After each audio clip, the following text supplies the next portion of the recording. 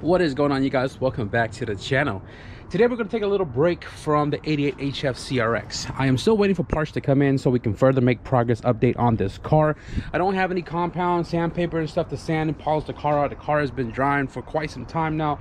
It should be ready to be cut and polished out, so that way we can make the next step of putting the windshield on. And the reason why that's off is because the molding goes over the pillar. I want to polish out the pillar before I put the molding on. You guys get the idea. But since we are waiting on parts, again, I like to work in the orders that I want to build this car in. So we're taking a little break from the car today. But today, what I am going to do is, if you guys have seen this K20 that's just been sitting here for the longest time, the ideal with this engine was, it's the replacement engine for the Wagon. If you guys don't know the history about the Wagon, it is running on 3 cylinders for the last 18, 19, to the last 3 years. It's been running on 3 cylinders. It's smoked out cylinder number 2, compression is at 90, same exact thing that happened with the original engine that was in that car. And for some reason, this engine went out the same way the last engine did. So that K20 is the replacement for this guy. And what I was supposed to do was, you know, head gasket, head studs, all that good jazz, dual valve springs, retainers.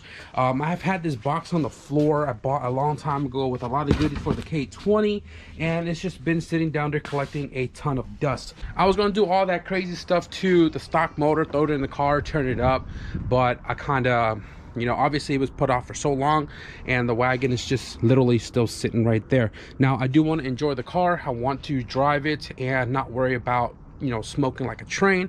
I decided that what I'm going to do with that K20, instead of putting it in the car and then turning it up with the turbo setup, I'm going to put it in the car and convert it back to all motor but still all-wheel drive, and actually enjoy the car driving it around. You know what I mean? Like, cycle between the CRX and the Wagon, just drive it around daily wherever I need to go. I can just jump in one or the other car. And then with the K20 that comes out of this car, I'm gonna pull it out, take it apart, and see if I could do a piston rod setup on it, and then put all the goodies on it, and then turn it up. But that's gonna be later down the road because my main focus is this car. So what I'm gonna do today is I'm going to clean that engine. I'm going to pressure wash the living butt crack out of it and make it look nice and presentable and get it ready to be swapped into the Wagon.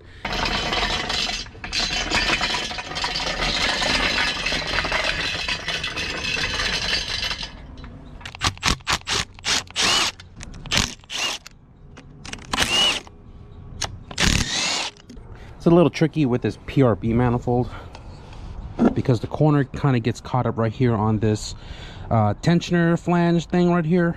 But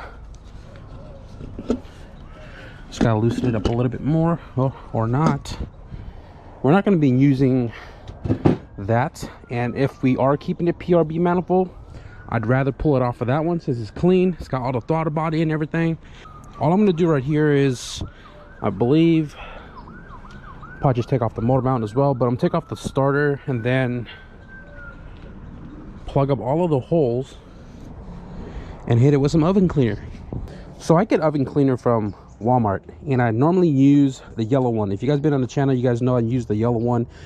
They don't seem to have it at the Walmart that I go to anymore, but they have this one, and I used it before. It's not the foam one that I normally use, but hopefully this is enough to kind of clean up all of the grime. Well, not all of it. I'm not looking for this to be the prettiest. I just need this to be cleaner than what it is, right? And hopefully I have enough in this can to do so. I just wanted to be a little presentable, at least match the color of the transmission that we're going to be putting onto this. I really don't read the instructions, but what I did was I let it sit and simmer and let it eat up all of the dirt and dust and grease and grime, and then I spray it again, let it sit for a little bit more, and then I pressure wash it.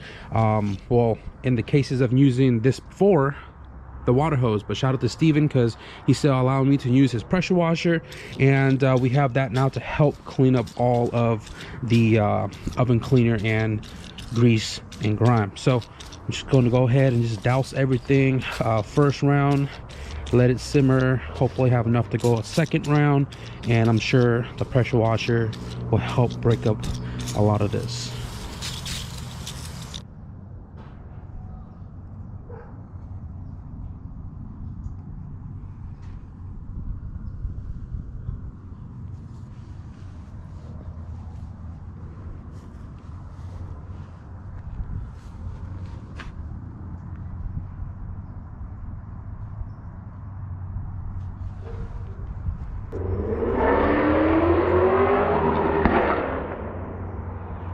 Good Lord.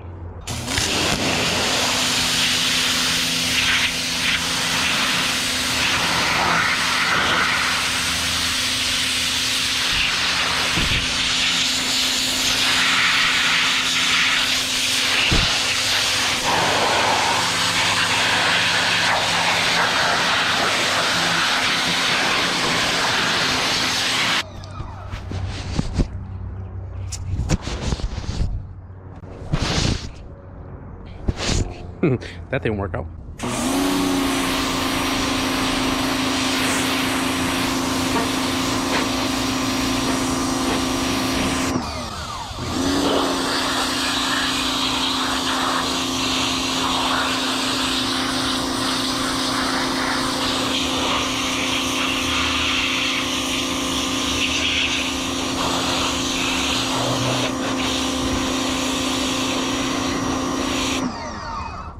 Ran out of oven cleaner a lot faster than I hoped for, but I got some foamy engine degreaser heavy duty cleaner from O'Reilly's. It was sitting on the shelf from when I was cleaning the other stuff a while back, and I figured let's just do this one more time. It actually looks pretty good than when we first started, but I didn't really show you guys that. Just gonna go ahead and scrub it with a toothbrush, rinse it down one more time, and I'll be content with it. So hopefully this makes it look a little bit better. Sorry it's dark, guys. What had happened was I was pressure washing this engine, right, and it's looking really good. I think I'm pretty satisfied with how this came out. Now I'll roll it over there to show you a little bit on how it looks after the third pressure wash, but I was looking at my car over here and I was kind of saddened that I haven't really driven this car in a couple of months. It's just been sitting right here. We had some heavy rain not too long ago, and it bounced off the floor, made dirt kind of caked up all over the skirt and the wheels and all that. So I figured I'm just going to give it a quick wash since I have the pressure washer out, and the paint is probably going to get messed up tomorrow again anyways, because it is parked under the tree. But it's just a satisfying thing for me just to see this car kind of clean again. But probably gonna have to clean it inside the car tomorrow or something, because it is kind of dusty. So yeah, back to the work program, guys. I think I'm gonna well, I don't think I'm gonna do it right now, but I think what I'm gonna do tomorrow, since I'm still waiting for parts, everything's gonna be coming in later this week in a couple of days. I figured why not do the swap tomorrow? I'll just move the CRX over there, move the wagon over here, face it in, and I figured doing a swap back to all motor and not turbo is a lot quicker, much simpler. So I don't see why it'll take me a long time to do it, other than modifying the header for the all-wheel drive transmission. A lot better than when we first started. Now we can actually see the cast aluminum. Back in the days when I used to, you know, clean up engines before I throw them in the car, I would paint it cast aluminum to give it that much fresher look. Now, because this is not going to be the permanent engine for that car, I don't really care for it right now, but it's looking a ton better. Now this came out of a stock R6 Type S, so I kind of got to look at some of the things I'm not going to need. I don't think I have this in the wagon, but we'll deal with all that when we get to it. I am not going to be running the PRB manifold. I figured, you know what, I do have an SIR hood on the car, which is kind of like this right here, the JDM hood. This is USDM, but it has a hump in the middle. Now that car doesn't have the web cut out or anything because it actually clears the manifold. And you EF owners know that when you run an RBC manifold, you're going to have issues with it protruding through the hood. Now the wagon has the EF K1 motor mounts, which aren't dual height, so I might have to, I don't know, clear the hood or something, but we'll get to it when we get to it. You guys can't really see back here. This is the corner of my garage where I keep a lot of my parts, and I've actually had this hiding under here for about, I don't know, like 2 years now, maybe 2 years. I figured, why not just run this now?